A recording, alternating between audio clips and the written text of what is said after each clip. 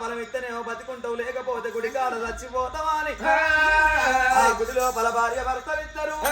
ఓ బామ చిన్నదానా నువ్వు గుడి లోపల పూజ కట్టు బామా నేను గుడి వెనక గుడారం వేసుకోవాలి వచ్చేటోళ్లకు పోయేటోళ్లకు దానాలు నేను చేస్తా సంతాన ఫలము దొరికేదాకా అగో గుడి లోపల పూజ కట్టు అన్నాడు రాజాడ రాజు అప్పుడు కన్నా తల్లి ఏమనుకున్నది దొరికితేనేమో సంతాన ఫలము ఈ యొక్క గుడి లోపల సంతాన ఫలము దొరకాలి కాదు లేదంటే ఇదే గుళ్ళల్లో నా ప్రాణం తీసుకుంటున్నాను ఇక్కడ తల్లి కానాడి కాలం లోపల